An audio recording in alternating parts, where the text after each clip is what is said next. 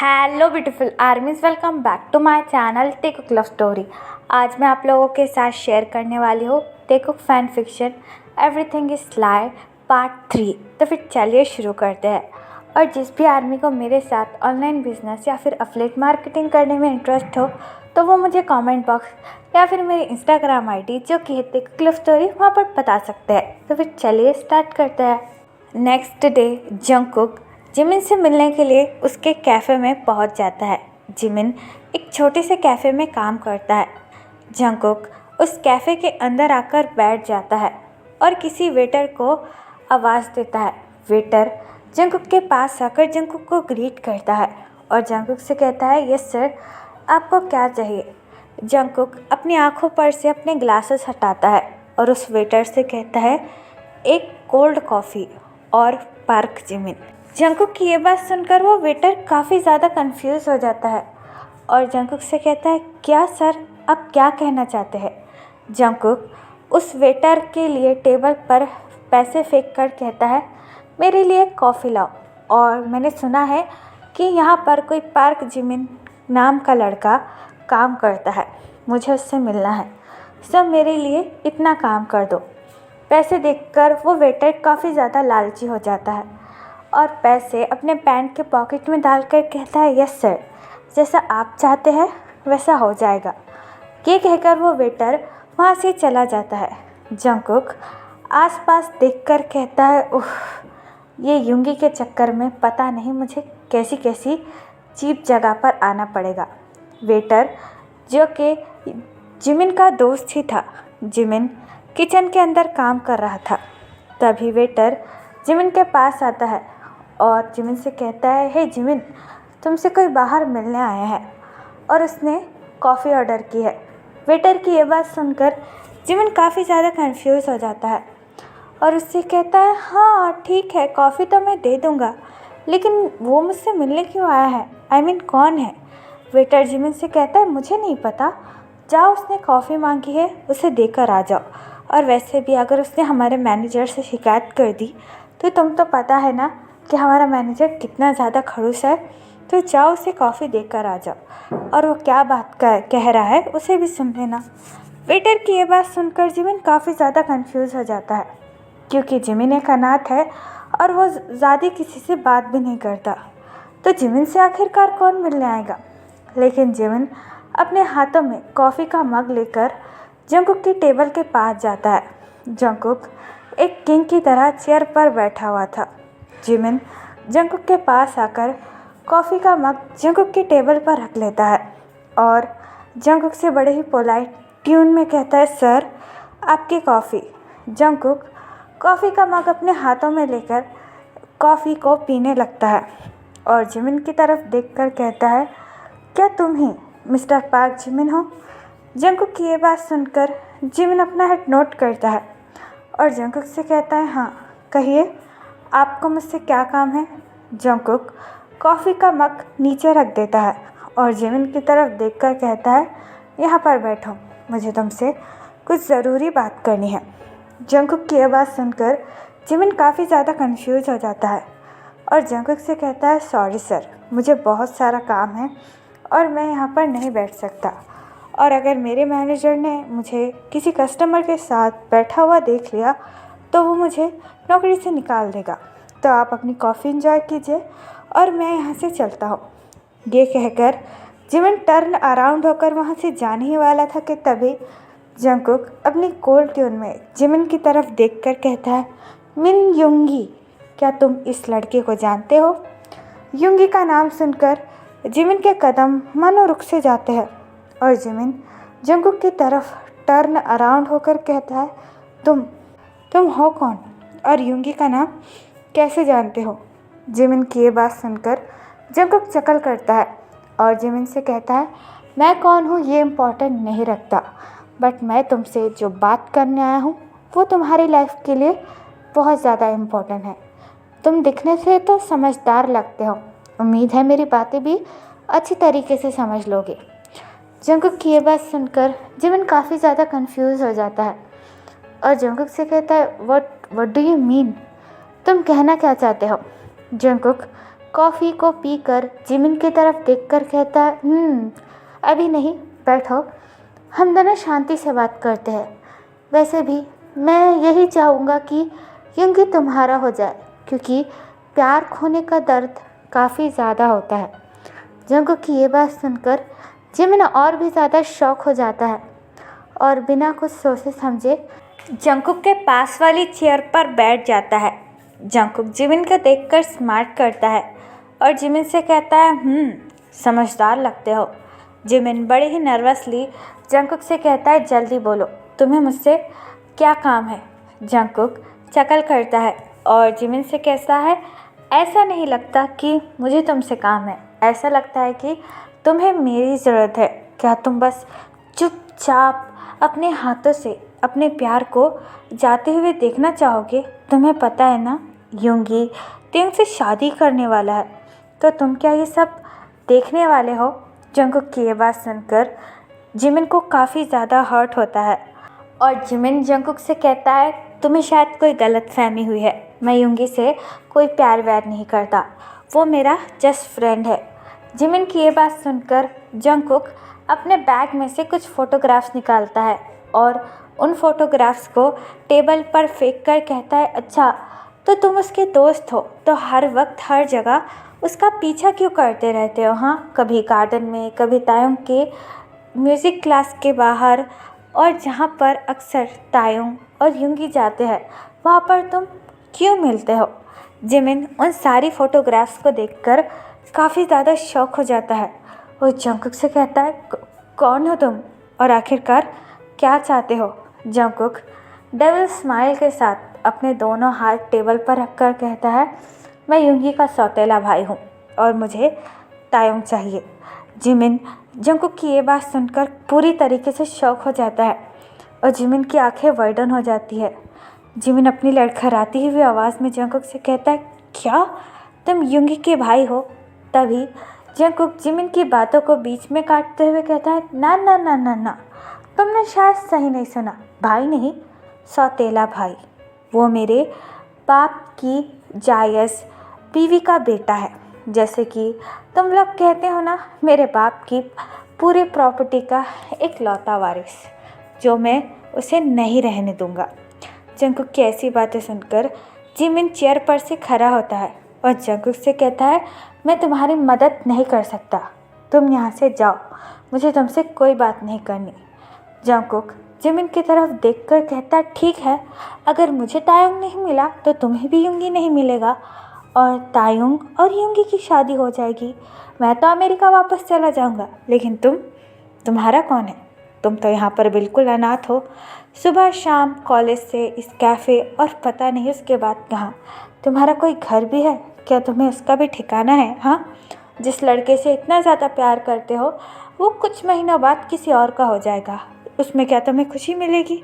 मेरा क्या है, मुझे तो कई सारे लड़के लड़कियां मिल जाएंगे, लेकिन तुम्हें कौन मिलेगा? मिस्टर पार्क जिमिन, सोच लो, अगर तुम मेरा साथ देते हो तो मैं प्रॉमिस करता हूँ कि यूँगी तुम्हारा हो जाएगा और तायोंग तुम दोनों की ज़िंदगी से बहुत ज़्यादा दूर चला जाएगा।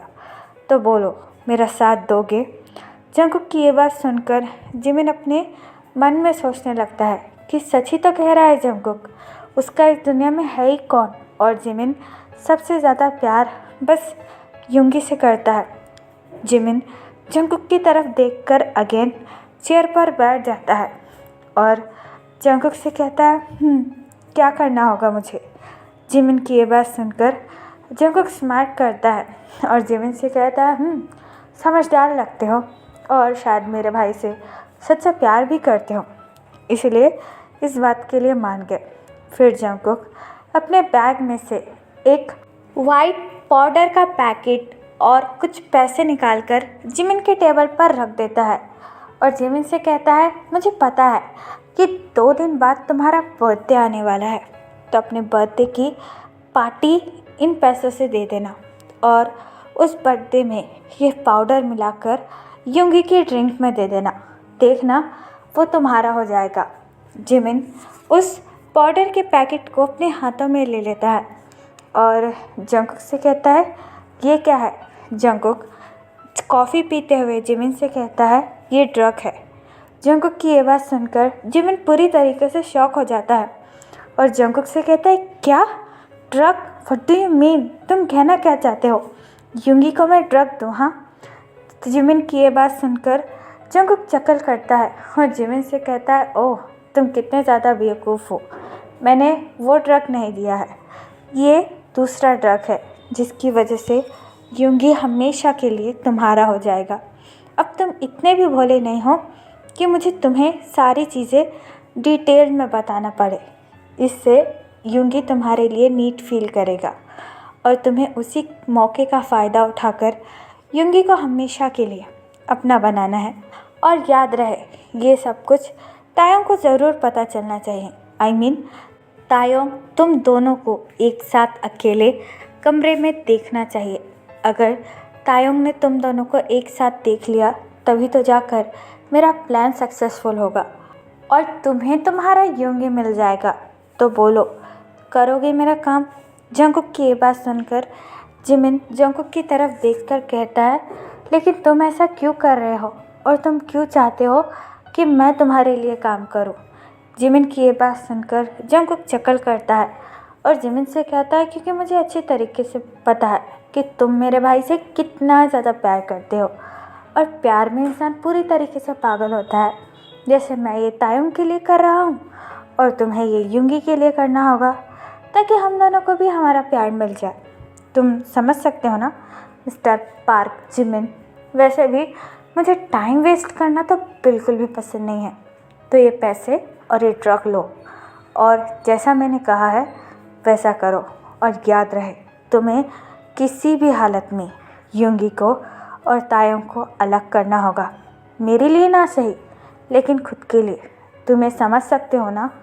जंगकुक की ऐसी बातें सुनकर जिमिन को काफ़ी ज़्यादा बुरा लगता है, लेकिन एक तरफ से जिमिन युंगी को खोना भी नहीं चाहता। जंगकुक युंगी को पाने की जिमिन के लिए एक लास्ट उम्मीद है, इसलिए जिमिन टेबल पर से वो पैसे और वो ड्रग उठा लेता है और जंगकुक की तरफ देखकर कहता है, ठीक है, तुम्हारा काम हो जाएगा। ये कहकर जिमिन वहाँ से चला जाता है। जिमिन के जाने के बाद जंगकुक काफ़ी ज़्यादा हंसने लगता है और कहता है, उफ, इन गरीब लोगों को बेवकूफ़ बनाना कितना ज़्यादा आसान होता है। अब मेरी सारी उम्मीदें बस तुम पर टिकी है मिस्टर पार्क जिमिन। बस अपना काम जल्दी कर देना ताकि मैं भी जल्दी से जल्दी अपने तायोंग से शादी कर पाऊँ। ये कहकर जंगकुक अपना बैग उठाता है और अपने ग्लासेस पहनकर वहाँ से चला जाता है। 2 दिन बाद टाइम स्किप होता है। जिमिन एक बड़े से कैफ़े में अपनी बर्थडे पार्टी रखता है। सभी लोग काफ़ी ज़्यादा शॉक थे क्योंकि सबको अच्छे से पता है कि जिमिन काफ़ी ज़्यादा पुअर है और उसके तो पेरेंट्स भी नहीं हैं। पहली बार जिमिन ने अपने बर्थडे के लिए इतनी बड़ी पार्टी दी थी और जिमिन ने सबको ही पहले ही बुला दिया था, लेकिन तायोंग को अभी तक बुलाया नहीं था। उसने तायोंग को आधे घंटे के बाद का इनविटेशन दिया था। जिमिन बड़े ही बेसब्री से युंगी का वेट कर रहा था। युंगी अपने हाथों में गिफ्ट लेकर जिमिन की पार्टी में आता है। युंगी जिमिन के पास आकर जिमिन को हैप्पी बर्थडे विश करता है और जिमिन से कहता है, जिमिन ये लो तुम्हारे लिए तोहफ़ा। युंगी को देखकर जिमिन काफ़ी ज़्यादा खुश हो जाता है और गिफ्ट को अपने हाथों में लेकर कहता है, ओह तुम आ गए, मैं तुम्हारा ही वेट कर रहा था। युंगी स्माइल करता है और जिमिन से कहता है, तायोंग नहीं आया, तुमने तो कहा था कि वो ऑलरेडी आ चुका है, इसलिए मैं उसे लेने नहीं गया। युंगी की ये बात सुनकर जिमिन बड़े ही नर्वसली अपना हेड नोट करता है और युंगी से कहता है, हाँ, वो वॉशरूम गया है, तुम यही बैठो, मैं तुम्हारे लिए कुछ ड्रिंक लेकर आता हूँ। ये कहकर जिमिन वहाँ से चला जाता है। जिमिन के जाने के बाद युंगी एक डीप ब्रेथ लेता है और जाकर सोफे पर बैठ जाता है। युंगी अपनी वॉच को देखकर कहता है, पार्टी तो शुरू हो चुकी है, मेरा ते बेबी कहाँ है, पता नहीं वो कब आएगा। ये कहकर युंगी तायोंग का वेट करने लगता है। जिमिन अपने हाथों में एक ड्रिंक का गिलास लेता है और जो ड्रग्स जंगकुक ने जिमिन को दिया था वो ड्रग्स जिमिन निकाल कर युंगी की ड्रिंक में मिक्स करने लगता है। जिमिन को काफ़ी ज़्यादा हर्ट भी फील हो रहा था। जिमिन उस ग्लास की तरफ देखकर कहता है, आई एम सो सॉरी युंगी, क्योंकि मैं तुम्हारे साथ ऐसा कर रहा हूँ, लेकिन मुझे अभी कुछ भी समझ में नहीं आ रहा है। मैंने इस पूरी दुनिया में तुमसे ज़्यादा प्यार किसी से नहीं किया, और जब तुम तायों के साथ होते हो तो मुझे बहुत बुरा लगता है। मैं तुम्हें किसी भी हालत में खोना नहीं चाहता, तो प्लीज़ इसके लिए मुझे माफ़ कर देना। ये कहकर जिमिन अपने आंसू पोंछता है और वो ड्रिंक के गिलास को युंगी के पास लाकर कहता है, युंगी ये लो, ये मैंने स्पेशली तुम्हारे लिए बनवाई है। युंगी जिमिन को अपना काफ़ी अच्छा फ्रेंड मानता है, इसलिए युंगी जिमिन पर भरोसा भी करता है। युंगी अपना हेड नोट करता है और ड्रिंक के गिलास को जिमिन के हाथों से लेकर पीने लगता है। जिमिन बड़ी ही क्यूरियोसिटी के साथ बस युंगी को ही देख रहा था। युंगी सारा का सारा ड्रिंक पी लेता है और ड्रिंक के गिलास को टेबल पर रखकर कहता है, जिमिन मेरा टी कब आएगा? मैं उसके लिए कितना ज़्यादा वेट कर रहा हूँ। जिमिन अपना हेड नोट करता है और युंगी से कहता है, जल्दी आ जाएगा, मैंने उसे भी बुलाया है। जिमिन की ये बात सुनकर युंगी अपना हेड नोट करता है और फिर से टियों का वेट करने लगता है। जिमिन भी युंगी के पास आकर बैठ जाता है। कुछ देर बाद युंगी की पूरी बॉडी स्वेट करने लगती है और युंगी को काफ़ी ज़्यादा हॉट फील होता है। युंगी को समझ में नहीं आ रहा था कि आखिरकार उसके साथ हो क्या रहा है। युंगी अपना कोट रिमूव कर कर सोफे पर रख देता है और अपने शर्ट के दो बटन ओपन करता है। जिमिन समझ जाता है कि युंगी पर ड्रग्स का असर हो रहा है।